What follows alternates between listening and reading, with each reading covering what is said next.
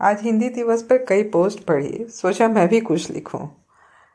लिखना शुरू किया तो कुछ बहुत चिर परिचित दृश्य चलचित्र की तरह आंखों के सामने आ गए। आज जब तथाकथित कुछ पढ़े लिखे सुसंस्कृत माँ बाप मुस्कुराते हुए अपने बच्चों को स्नेहपूर्वक निहार कर कहते हैं, बाकी सब्जेक्ट्स में तो ये ठीक है, टीचर्स भी बहुत तारीफ करते हैं इनकी, बस इनकी हिंदी ही थोड़ी, तब समझ नहीं आता कि उनकी इस मुस्कुराहट के पीछे छिपे गर्व मिश्रित प्रश्रय की मंशा क्या है। तब भी नहीं समझ आता जब ऐसे माता पिता अपने छोटे छोटे बच्चों से हर समय अंग्रेजी में बात करते रहते हैं।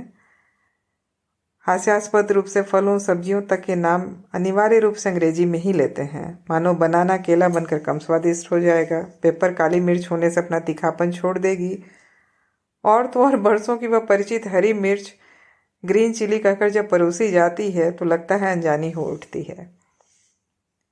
ऐसी ही एक अनाम सी उदासी आसपास पसर गई थी जब बचपन का एक मित्र, जो अपनी मेधा के दम पर कस्बे के स्कूल से लेकर पहले तो आईआईटी और फिर अमेरिका के सिलिकॉन वैली तक की यात्रा तय कर आया था, वही मित्र धड़ल्ले से अपने माता पिता के लिए मॉम डैड शब्द का प्रयोग कर रहा था। हमारे आसपास के बच्चे कब माँ पापा चाचा चाची भैया दीदी बुआ मौसी जैसे शब्द बोलना भूल गए, क्या हमें यह ध्यान भी रहा है? पहले खानदानी सुसंस्कृत परिवारों के घरों में बुक सेल्फ में हिंदी साहित्यकारों की प्रसिद्ध रचनाएं शान से सजी होती थीं। आज इन रचनाओं को देखकर लोग बोलते हैं, अच्छा आपकी रुचि हिंदी लिटरेचर में है, अच्छा है, हमारी तो हिंदी ही वीक है। कुछ और मानगी देखिए, हमारी बेटिया ने अंग्रेजी डिबेट में मेडल जीता है, हमारा बेटा स्पेल बी के फाइनल राउंड में दुबई जा रहा है, बीएनसे को सुना है, simply out of this world, फला टॉफेल क्लियर कर चुका, मेरिटोरियस तो होगा ही। अनगिनत संवाद, अनगिनत दम से भरे उद्गार, हैरान परेशान हमारी आत्मचेतना छाती कूटती रहती है, सर धूमती रहती है। ऐसा सौतल्यापन, ऐसा दुर्व्यवहार अपनी माता सरीखी मातृभाषा के साथ कहाँ ठौर पाएगी हमारी ये निरंतर भ्रष्ट होती जा रही सांस्कृतिक चेतना। याद आता है जब ग्रेजुएशन के प्रथम वर्ष में थी और अपनी मनोविज्ञान की प्राध्यापिका से नियमित ट्यूशन पढ़ने जाती थी। उनके घर तक का जाने वाला रास्ता प्रायः लंबा और सुनसान पड़ता था, अतः मेरे बाल सखा विश्व के द्वारा व्यवस्था की गई कि उसके घर की चारदीवारी फांद उसके घर के पिछवाड़े से सटे एक बंगाली परिवार के मकान के अहाते से गुजरकर मैं बस 5 मिनट में अपने गंतव्य तक पहुंच सकती हूँ। उस बंगाली परिवार के ज्येष्ठ पुत्र से विश्व की गहरी मित्रता थी, सो गहरे संकोच के बावजूद यह व्यवस्था स्वीकार कर ली गई थी। आते जाते वह निर्विकार सा सुदर्शन बंगाली युवक कई बार दिखता, हर बार बेंत की आराम कुर्सी पर अधलेटा किसी किताब में डूबा हुआ। उसकी यह पढ़ाकू मुद्रा मुझे बेहद आकर्षित करती।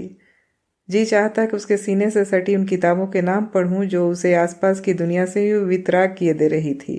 पर वह सन 90 का दशक था। जब तक वह हाथा पार करती मेरे पांव थरथराते रहते कि कहीं कोई टोक न दे। विश्व के तमाम आश्वासनों के बावजूद भी मेरा दिल धड़कता रहता। एक दिन दोनों घरों के बीच की वह चारदीवारी फांदते समय उसी पतली सी चारदीवारी पर रखी एक किताब पर मेरी दृष्टि पड़ी। अंग्रेजी साहित्य की किताब थी। उत्सुकता से नाम पढ़ा, सन्स एंड लवर्स, लेखक D.H. लॉरेंस। न जाने क्यों मन उस किताब में अटक सा गया। हालांकि तब तक अंग्रेजी साहित्य के नाम पर मोपासा की कुछ अनुदित कहानियों के संकलन ही पढ़े थे। घर में द टाइम्स ऑफ इंडिया अखबार और अंग्रेजी की स्तरीय पत्रिकाएं नियमित आती थीं और हम सभी भाई बहन उनके पाठक भी थे, परंतु अंग्रेजी साहित्य के प्रति कचकचाहट सी थी। संभवतः हिंदी माध्यम से हुई स्कूली शिक्षा के कारण यह मानसिक अवरोध निर्मित हुआ हो हमारे कच्चे मन में। बहरहाल D.H. लॉरेंस की उस कृति ने यूं चित्त को बांधा कि विश्व के माध्यम से वह किताब मांगी गई और दिन रात एक करके पढ़ी भी गई। पढ़ते समय कई बार मंत्रमुग्ध हुई, विह्वल हुई, आंसू गिरे और अंततः विमोहित सी दशा में उस किताब का समापन हुआ था। घर में भाई बहन झुंझलाते रहे, खींचते रहे कि न जाने कौन सा महाकाव्य लेकर बैठी है, दिन दुनिया से बेखबर हुई। पर वह आनंद की अविरल धारा, ओह! किताब लौटाते समय भी यही स्वप्न आंखों में पलता रहा। काश विश्व का वह सखा कह उठे कि अगर किताब इतनी ही पसंद आई तो लौटाने की जरूरत नहीं थी। पर स्वप्न कहीं सच होते हैं। कुछ बरस बाद विवाह के पश्चात पति के एक सीनियर कलीग की पत्नी, जिन्होंने अंग्रेजी साहित्य में एमफिल किया था, उनसे बातचीत के दौरान जब भाव विभोर होकर उपरोक्त पुस्तक का जिक्र किया और प्रसंगवश कुछ पंक्तियां सुनाई तो वो महिला अवाक रह गई। कहा, हमारे कोर्स में यह पुस्तक थी, फिर भी मुझे यह पंक्तियां स्मरण नहीं। तुमने इस कदर कैसे आत्मसात किया इस पुस्तक को? Simply unbelievable. अब कैसे कहती उन्हें कि वाकई उस पुस्तक को पढ़ते हुए कोई भाषाई अपरिचितता सामने आकर नहीं खड़ी हो गई थी। वही भावनाओं की धारा बही थी, पात्रों के साथ वही सरोकार बने थे और बनी थी जीवन पर्यंत चलने वाली एक आत्मीयता जो आज उनसे बातचीत के दौरान मेरे शब्दों से बरसी थी। फिर बाद के बरसों में अंग्रेजी साहित्य पढ़ा, अच्छा खासा पढ़ा, पर उपरोक्त वर्णित पुस्तक से मेरा हमेशा विशेष लगाव बना रहा। कारण इस पुस्तक ने ही मुझे अनुभव कराया कि हिंदी साहित्य के प्रति मेरे प्रेम के कारण ही मैं इस पुस्तक के रस का यूं रसास्वादन कर सकी। कोई भी भाषा और उस भाषा का साहित्य मानव हृदय के भावों को पहचानता है और उन्हीं की बात कहता है। इसमें कैसी श्रेष्ठता ग्रंथि, दुराव और द्वेष। जो अपनी माता को स्नेह करते हैं, आदर देते हैं, वही संसार की अन्य स्त्रियों का सम्मान कर सकते हैं। अगर हम अपनी माता का ही तिरस्कार करें और अन्य स्त्रियों के सम्मान का दिखावा करें तो यह सिर्फ और सिर्फ कदर और कुरुचिपूर्ण दिखेगा। यही बात हमारी मातृभाषा हिंदी के साथ भी है। समय रहते ही हम चेत जाएं, वही बेहतर। एक मधुर स्मृति पास खड़ी मुस्कुरा रही है। बरसों पूर्व एक अत्यंत करीबी परिवार की 3-4 साल की बच्ची मेरे माता पिता को काका काकी कहकर संबोधित करती थी। हालांकि तब भी बच्चों द्वारा अंकल आंटी संबोधित करने का चलन था। हमें उसका यह संबोधन तब बहुत मीठा लगता था।